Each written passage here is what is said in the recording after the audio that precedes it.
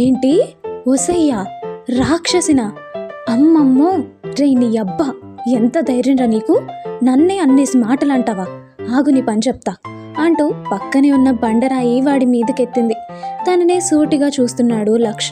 వాళ్ళ వింత తిట్లు వింత చేష్టలకి తలని అటూ ఇటూ తిప్పుతూ మారుస్తూ చూస్తున్న కెవిన్ లీలా బండ ఎత్తుతుంటే, hey hey wait wait miss, cool cool, చంపేస్తావా ఏంటి మా వాడిని అని అన్నాడు. మధ్యలోకి వచ్చిన కెవిన్ని చూసి, నువ్వెవడివ్రా మధ్యలో అని అంది లీలా. అమ్మని, నా దోస్తు గాడినే ఎవడు అంటావా అంటూ లీలా జుట్టు పట్టుకున్నాడు లక్ష్. మర్రే, నా జుట్టు పట్టుకుంటావా అంటూ లక్ష రింగుల జుట్టుని పట్టుకొని లాగింది లీలా. అమ్మా అంటూ గావు కేక వేసి మధ్యలో అడ్డుగా వస్తున్న ఫ్రెండ్ని, రే నువ్వు జరుగురా, దీని కథ ఏంటో చూస్తా, చాలా అతి చేస్తుంది అని అన్నాడు లక్ష్. అది గిది అన్నావంటే పీక కోస్తా బిడ్డ అని లీలా అంటే, ఏంటే కోసేది, నేనే కోస్తా ఆగు అని మీదికి వస్తుంటే వాళ్ళిద్దరి మధ్యలో చెరుకు గడలా నలిగిపోతూ, నువ్వు ఆగరా ప్లీజ్ అండి, వాడి తరపున నేను సారీ చెప్తున్నాను. మీ ఓనీ వల్ల ఒక్క క్షణంలో మా కార్ యాక్సిడెంట్ మిస్ అయింది, అందుకే అంత హైపర్ అయ్యాడు, మీరేం అనుకోకండి, మీరు వెళ్ళండి అని అన్నాడు కెవిన్. లక్ష వల్ల వేడెక్కిన మెదడుని కెవి వల్ల చల్లపరుచుకొని, మీకోసం వదిలేస్తున్నా అని అంది లీలా. ఏంటే నువ్వు వదిలేది, నువ్వేంట్రా దానికి సపోర్ట్ చేస్తూ? ఒక్క క్షణం ఉండుంటే మన పరిస్థితి ఏమయ్యేది కోపంగా లక్ష అంటుంటే, అబ్బా రే నువ్వు ఆగరా సామి, మీరు వెళ్ళండి, అదిగో ఎవరో ఫోన్ చేస్తున్నారు చూడండి అని అంటూ అప్పటికే రంగా కాల్ చేస్తుంటే, ఓ షిట్ అనుకుంటూ పరుగున వచ్చిన దారినే లక్షనే కాల్ చేసేలా చూస్తూ తడిచిన బట్టలతోనే అవస్థ పడుతూ వెళ్ళిపోయింది లీలా. తను వెళ్ళేంత వరకు కోపంగా చూసి తను అటు పోగానే తనను చుట్టుకున్న కెవిన్ని వదిలించుకొని, వదిలిపే, పెద్ద నాకంటే అది ఎవరితో నీకు ఎక్కువైందిగా అని అన్నాడు. అబ్బా నీ అబ్బా చాలే ఆపు, పాపం అమ్మాయిని చూస్తుంటే పొరపాటున అలా అయినట్టుగా అనిపిస్తుంది, నువ్వెందుకు ఊరికే అలా నోరు పారేసుకుంటావు అని కెవి అంటే, అబ్బా ఆహా ఓహో ఏం రోయ్, ఎవరో తెలియని దానికోసం నువ్వు అంతలో ఇదైపోతున్నావు, రాగాలిపోతూ మరి అన్నాడు లక్ష్. ఏడ్చావులే అంతేం లేదు కానీ ముందు పద, అన్న కాల్ చేస్తున్నాడు అని అన్నాడు కెవి. నువ్వు నడుపు, నాకు మూడు లేదు విసుగ్గా చేతులు దులుపుకొని వెళ్ళి కారులో కూర్చున్నాడు లక్ష్. ఎన్నేళ్ళు అవుతున్నా, ఎంత పెద్దవాడివైనా నీకు చిన్నపిల్లల చేష్టలు మాత్రం పోరా నాయన తల కొట్టుకుంటూ కార్ స్టార్ట్ చేశాడు కెవి. ఊరినంతా చూస్తూనే పచ్చగా ఆహ్లాదకరంగా ఉన్న ఆ వాతావరణాన్ని చూసి కాస్త మనసుని శాంతింప చేసుకొని కార్ గ్లాస్ ఓపెన్ చేద్దామని బటన్పై పెట్టిన అతని చేతిని చూడగానే ఇందాక పట్టుకున్న లీలా ఓని దారాలు తన వాచ్కి చిక్కుపోయి కనిపించాయి. అవి చూడగానే పోయిన కోపం మళ్ళీ వచ్చేసి విసురుగా వాటిని పీకి బయటికి పడేస్తున్న టైంకి తను కొరికిన తన వేలిపై పంటి గుర్తులు కనిపించి చేసే పనిని విరమించుకొని పంటి ఘాటులపై చెయ్యేసి మెల్లిగా నిమిరాడు. ఆ ఫేస్ పై చిరునవ్వు ఎలా చేరిందో తెలీదు. వేలిని నిమరగానే నా ఓని అంటూ తడిబట్టల్లో పొలం గట్లపై ఉరుక్కుంటూ వచ్చిన తన అమాయకపు రూపమే గుర్తొచ్చి ఒక్క నిమిషం ఒక టైప్ ఆఫ్ ట్రాన్స్లోకి వెళ్ళిపోయి ఇంతలోనే తన అన్న మాటలు తన పొగురు గుర్తొచ్చి తలంతా బలంగా విదిలించుకొని తీసిన దారాల్ని పడేయడానికి బయటకు పెట్టాడు చేతిని. కానీ ఎందుకో పడే బుద్ధి కాక ఫ్రెండ్కి తెలియకుండా జోబీలో దాచేసుకున్నాడు వాటిని. ఎందుకో మరి. ఏమైందిరా, ఏం చేస్తున్నావు లోపల డోర్ తెరవగానే అడిగాడు రంగా. అది అన్నయ్య ఏం లేదు, చీర సరిచేసుకుంటున్నాను అని చెప్పింది వేణి. ఓ సరేలే దా, అందరూ వచ్చేశారు అంటూ బయటకు తీసుకెళ్లాడు రంగా. తల్లికి అత్తకి మధ్యలో తనను కూర్చోబెట్టి, పంతులు గారు ఇక కానివ్వండి అంటుంటే, హా అమ్మా అంటూ తన పని తాను చేస్తున్నాడు పంతులు. అందరి ముందు తల ఎలా ఎత్తాలో అర్థం కాక కాస్త సిగ్గుతోనే చుట్టూరా ఉన్న అందరినీ బెదురు కళ్ళతో చూస్తూ తన ప్రియుడు ఎక్కడా అని వెతుకుతుంటే అప్పటికే కుక్కిన పెయిన్లా లోపలికి వచ్చేసి, ఏందన్నా ఏం చేస్తున్నావు బయట తల్లి అడిగిన ప్రశ్నకి, కంపెనీ ఫోన్ వస్తే మాట్లాడుతున్నామా అబద్ధం చెప్తూనే అత్త దగ్గర ఆశీర్వాదం తీసేసుకొని తనకి ఎదురుగా రెప్పవాల్చకుండా తననే చూస్తూ కూర్చున్నాడు విన్ను. తన సూటి చూపులను చూడగానే కోపం వచ్చేసి తల లటక్కున దించేసుకుంది వేణి. చేసేవన్నీ చేసి ఇక్కడ మాత్రం ఏం ఎరగనట్టు చూస్తుంటే చిరుకోపం వచ్చేసింది. తన చిరుకోపానికి నవ్వేసుకున్నాడు విన్ను. బావగారి ముసిముసి నవ్వులకి, ఏంరా రే ఏం చేసావేంది, నా చెల్లి అంతలా తల తిప్పేసింది కౌంటర్ వేశాడు రంజిత్. నీ మూతి ఆబ్బే అంతేం లేదు కానీ తలం తిప్పకుండానే ఇద్దరు గుసగుసలాడేసుకుంటున్నారు. ఇక్కడ కార్యక్రమం మొదలైపోయిన చిన్న బిడ్డ జాడ ఎక్కడా కనపడక ఎక్కడికి వెళ్ళిందో ఏమో అని తెగ టెన్షన్ పడిపోతున్న పెద్దమ్మ టెన్షన్ని చూస్తూనే ఏదో మాట్లాడేలోపు పెరట్లో ఏదో శబ్దం వచ్చి నేను ఇప్పుడే వస్తానమ్మా అంటూ పెరటి వైపు నుండే కిచెన్లోకి వెళ్ళాడు రంగా. చూస్తే దొంగ పిల్లిది దొంగచాటున అడుగులో అడుగు వేసుకుంటూ పోయి మంచినీళ్ళు తాగేస్తుంది కటకట. ఏంటి పిల్లి అంటున్నావు మరి నీళ్ళు అంటున్నావేంటి అనుకుంటున్నారా? ఇది కొంచెం పెద్ద పిల్లిలేండి, పెద్ద దొంగ పిల్లి. తన చిట్టి చెల్లి చేష్టలకి హ్యాండ్స్ ఫోల్డ్ చేసుకొని తననే చూస్తూ ఉహు అంటూ సౌండ్ చేశాడు రంగా. ఆ సౌండ్కి గొంతులోకి పోసుకుంటున్న నీళ్ళు వల్ల పొరబోయి ఎవరా అని వెనక్కి తిరిగితే తనని సూటిగా చూస్తున్నాడు రంగా. అన్నని చూడగానే మిలమిలమంటూ కళ్ళు మెరిసిపోయి గొంతులో ఆగిపోయిన నీళ్ళన్నీ గటుక్కున మింగేసి అన్నయ్య నువ్వెప్పుడొచ్చావు? చిన్నప్పటి నుంచి ఉన్న అలవాటు తనని ఎప్పుడు చూసినా అది ఏ ప్లేస్ అని కూడా చూడకుండా ఎగిరి మరీ రంగా సంక ఎక్కేస్తుంది లీల. ఆ అలవాటు ఎంత మార్చుకుందామన్నా పోవట్లేదు, దానివల్ల కావట్లేదు కూడా. ఇక అలానే అలవాటు చేసేసుకుంది. చిన్నపిల్లల చంకనెక్కిన చెల్లిని జాగ్రత్తగా పట్టుకుంటూనే ఏంటి మేడం ఎప్పుడో పొద్దున్ననగా వెళ్ళి ఇప్పుడా వచ్చేది? ఎక్కడికి పోయావే? ఫోన్ చేస్తే లిఫ్ట్ చేయవెందుకు? అసలు ఈ అవతారం ఏంటి? నాన్ స్టాప్గా అడుగుతుంటే హిహి కాస్త గ్యాప్ ఇవ్వన్నయ్యా, చూడు నీ చిట్టి చెల్లి పైటను ఎలా చించేశారో అంటూ భుజం దగ్గర పిన్నీస్ దాటికి చినిగిపోయిన పైటని జాకెట్ని ఏడుపు ముఖం వేసుకొని చూపిస్తుంటే అది చూడగానే పిడుకులు బిగుసుకున్నాయి రంగాకి.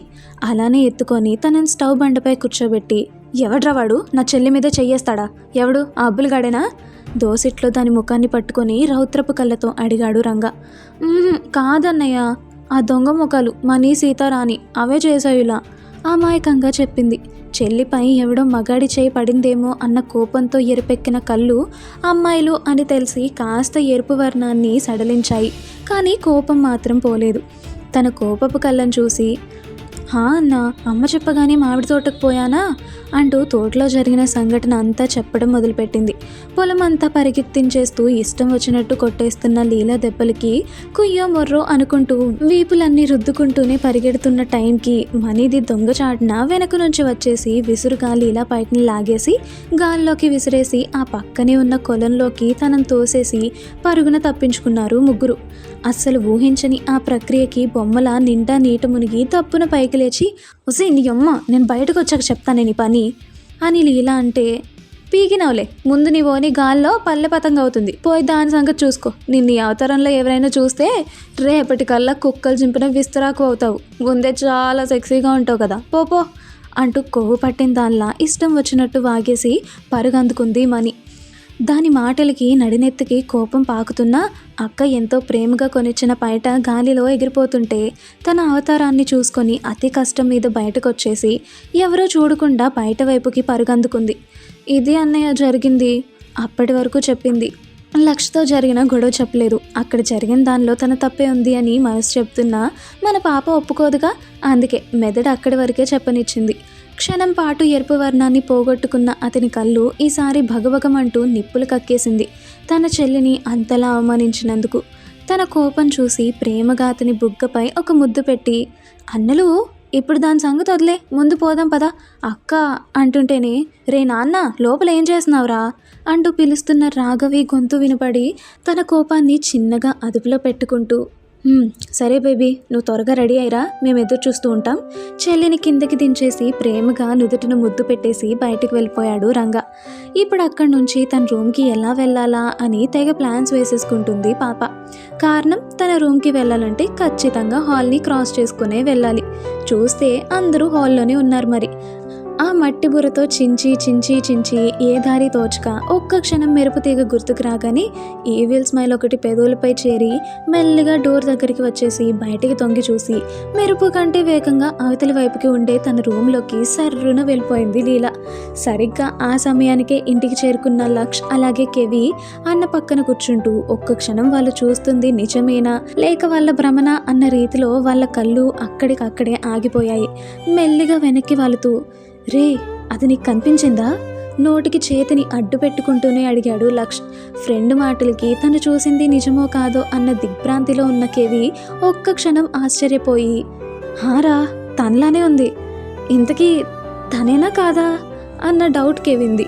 ఇంతలో రంగా పిల్లొచ్చేసింది అని చెప్పడంతో రాఘవి కాస్త ఊపిరి పీల్చుకొని పంతులు గారు తాంబూలాలు తీసుకోండమ్మా అంటుంటేనే ప్రేమగా తాంబూలాలు అందుకొని రింగులు మార్చుకోమంటుంటే హా అంటూ ఓసే లీలా ఆ రంగులు తీసుకురావే. తల్లి కేక విని గబగబా రెడీ అవుతున్న లీలా ఇంకాస్త స్పీడ్ పెంచి పూర్తిగా రెడీ అయిపోయి పరుగున రింగు బాక్సెస్ పట్టుకొని వచ్చేసింది బయటికి. దాన్ని అక్కడ చూసిన మన బాబులు ఇద్దరి కళ్ళు అయితే ఆశ్చర్యానికి లోనయ్యాయి. అందరూ అడ్డుగా ఉండడంతో లీలా లక్ష వాళ్ళని చూసుకోలేదు. ఏమే ఇంతసేపు ఏం చేస్తున్నావు లోపల? రెడీ అవడానికి ఇంతసేపా? చొరవగా తన చెవి మెలేస్తూ అంటున్న జాను మాటలకి ఆహా అత్త నొప్పి, తల ఆరలేదత్తా అందుకే అంటూ ఇబ్బందిగా నవ్వుతూ కత్తిలాంటి చూపులతో గుచ్చుతున్న తల్లి చూపుల్ని చూడకుండానే జవాబిచ్చింది లీలా.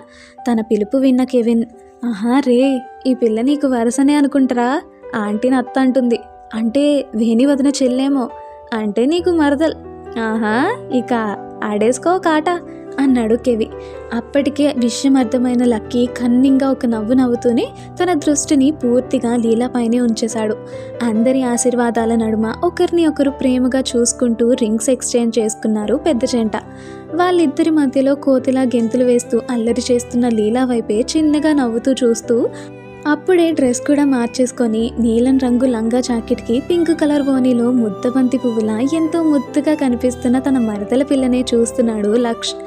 తన ఒంటి రంగుకి ఆ నీలం రంగు ఎంతో అందంగా ఉంది అనేసి అతనికి తెలియకుండానే అతని మనసులో అనేసుకున్నాడు. కార్యక్రమం అంతా అయిపోగానే పెళ్లికి మంచి ముహూర్తం పెట్టించేసి ఆగండి నేను వెళ్ళి అందరికీ షర్బత్ తీసుకొస్తాను అంటూ రంగా లోపలికి వెళ్తుంటే ఆగనయ్య నేను వస్తాను అంటూ తన వెనకే వెళ్ళాలని చూస్తున్న తన చిన్న కోడల్ని లాగి తనకి భర్తకి మధ్యలో కూర్చోబెట్టేసుకొని కాస్త కాళ్ళకి బ్రేకులు వెయ్యే తల్లి, ఎప్పుడు ఉరుకులు పరుగులే, ఎలా పోతాయేమో నీ అలవాట్లు ముద్దుగా కసురుకుంటూనే ఏమండి ఇదిగో మన రాగికి పెద్ద అలర్ది ఎవరైనా ఉన్నారంటే అది బుజ్జిదే అని చెప్పానే, ఇదిగో ఇదే చూడు. దాని బుగ్గ పీకుతూనే భర్తకు పరిచయం చేసింది జాను.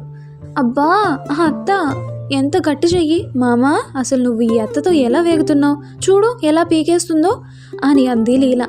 అమ్మని అంతలోనే మామ సైడ్కి వెళ్ళిపోయావానే అని జాను అంటే హా మరి ఏం మామా అంటూ అంది లీలా. హా బంగారం అంతేరా. కొత్తగా పరిచయం అయిన కోడల్ని వెనకేసుకొచ్చాడు రామ్. అబ్బబ్బో చాలే ఆపండి, ఇంకా ఇదిగో వీడు అంటూ రంజిత్ వైపు చూపిస్తూ చెప్తుంటే నన్ను నేను పరిచయం చేసుకుంటాలే అత్త అంటూ లీలా ముందు చేయి చాపి హాయ్ బేబీ నా పేరు రంజిత్ నీ కన్ననవుతాను అని అన్నాడు రంజిత్. ఓ అయితే మీరు రంజీ వదిన భర్తనా? చాలా బాగున్నారు అన్నయ్య, అయితే ఇప్పటి నుంచి నాకు ఇద్దరు అన్నలు అని అంటూ ముందుకు చాపిన రంజీ చేతిని ఊపుతూనే కీరింతలు కొడుతూ చుట్టూ ఉన్న అందరినీ చూస్తూ సరిగ్గా దాని చూపులు లక్ష వైపుకు వెళ్లే టైంకి ఇక కోతిలా గెంతింది చాలు కానీ రా ఇటొచ్చి ఇవి అందరికి ఇవ్వు కసురుకున్నాడు రంగా. అన్న కసురింపుకి బుంగమూతి పెట్టేసి పే నీ పని తర్వాత చెప్తా అంటూ చెంగున లేచి అన్న చేతిలోని షర్బత్ ట్రేని తీసుకొని ఒక్కొక్కరికి ఇస్తూ గుసగుసలాడుకుంటున్న అక్క బావల్ని చూసి హలో పెళ్ళయ్యాక ఎంతసేపైనా గుసగుసలు సాగిద్దురులే కానీ ముందు తీసుకోండి అల్లరిగా అంది లీలా. ఆహా బుజ్జి కొట్టేస్తా నన్ను ఆట పట్టించావంటే అని విన్ను అంటే అమ్మమ్మో ఎంత మాట బావా, నీ బుల్లి మరదల పిల్లని నేను కాకపోతే ఇంకెవరు నిన్ను ఆట పట్టిస్తారు చెప్పు బావా అని అంటూ రాగలిపోతూ పిలుస్తున్న తన బావ అనే పలుకులు ఎందుకో లక్షకి తెగ నచ్చేశాయి. తను మాట్లాడుతున్న ప్రతిసారి ఎర్రటి పెదాల వైపే చూసేస్తున్నాడు. ఆ గొంతుని విన్న మరుక్షణమే మెలోడీ వాయిస్ అనుకున్నాడు కదా, అందుకే ఆ తీపి మాటలను వినకుండా ఉండలేకపోతున్నాడు బాబు. చాలే కోతి ఫస్ట్ అందరికి ఇవ్వుపో. దాని బంపై కొట్టిన అక్కని చూసి ఆహా అక్క చిందులు తొక్కుతూనే తన ముందు ఎవరున్నారో కూడా చూసుకోక ట్రేని వాళ్ళ ముందు పెట్టింది. తన ముందుకు రాగానే చాలా ఆత్రంగా చూశాడు లక్ష. తన వైపుకు తిరిగిన క్షణం పాపగారి ఎక్స్ప్రెషన్ ఎలా ఉంటుందా అనేసి అక్కని ముద్దుగా తిట్టుకుంటూనే ఇంకా తీసుకొని ఆ శాల్తీ ఎవరా అని అటుగా చూసిన దాని కళ్ళు పెద్దవి అయిపోయాయి. ఇందాక కోపంలో సరిగ్గా గమనించలేదు కానీ పాపవి నీలపు రంగు కళ్ళు తనలాగే చాలా ముద్దుగా ఉన్నాయి. వాటి కనుపాపలకి జత కలిపిన అతని కళ్ళు పూర్తిగా వాటి లోతుల్లోకి వెళ్ళిపోతున్నాయి. అతన్ని అక్కడ చూడగానే షాక్ అయిన పాప ఒక్క సెకండ్ పాటు స్టాచ్యూ అయిపోయి వెంటనే నువ్వా ఇక్కడేం చేస్తున్నావు అంటూ అరిచేసింది గట్టిగా. దాని టైం బాగుందేమో, పెళ్లికై డిస్కషన్స్లో ఉన్న పెద్దలకి దాని మాటలు సరిగ్గా వినిపించలేదు. సౌండ్ మాత్రమే వినిపించి ఏమైంది అడుగుతున్న తల్లి మాటలకి తడబడి ఆహా ఏం లేదు మా అంటూ కోపంగా లక్ష్య వైపే చూస్తూ, నువ్వు ఇక్కడేం చేస్తున్నావురా? నాపై కంప్లైంట్ చేయడానికి వచ్చావా? అప్పటి వరకు ఎంతో ముద్దుగా కనిపించిన దాని నోటి నుంచి వాడిని రా అన్న పలుకు వినగానే కళ్ళు కోపానికి గురవుతున్నా అది వాడికి మరదలవుతుంది అన్న మాటకి కూల్గా ఉంటూ దాన్ని ఒక ఆట ఆడుకునే పనిలో పడిపోయాడు. నీకు ఇష్టం వచ్చినట్టు చేసి వెళ్ళిపోతే నేను గొర్రెలా తల ఊపుకుంటూ వెళ్ళిపోతాను అనుకుంటున్నావానే? చీరేస్తా బిడ్డ, నాతో పెట్టుకోకు. చూస్తున్నంత మెతక్ కాదు నేను. వార్నింగ్ ఇస్తుంటే అబ్బో వచ్చాడండి వయ్యారుడు అని అంది లీల. ఒసే నిమ్మొక్కం, అది వయ్యారే అని అన్నాడు లక్ష్య. ఓ పెద్ద కనిపెట్టావులే, నువ్వు అమ్మాయివా ఏంటి అలా అనడానికి? అమ్మాయివే అయితే చెప్పు, అలానే పిలుస్తా అని అంది లీల. తన మాట పూర్తి కాకముందే, రే చిన్నోడా ఏంట్రా డిస్కషన్ చేస్తున్నారు? మరదల పిల్ల అని ఆట పట్టిస్తున్నావా ఏంటి? అత్త మాటలు వినగానే ఏంటి మరదలా అంటే వీడు డౌట్ రాగానే అనుమానంగా చూస్తుంటే కొంటెగా కన్ను కొడుతూ, హా బేబీ నీ బావని అని అన్నాడు లక్ష్య. ఇప్పుడు మన పాప రియాక్షన్ ఏంటో అదండి మరి ఇవాల్టి కథ. మరో మంచి ఎపిసోడ్తో మళ్ళీ మీ ముందుకు వచ్చేస్తాం. అంతవరకు సెలవు. ఇట్లు మీ సౌజీ ప్రియ. Thanks for watching.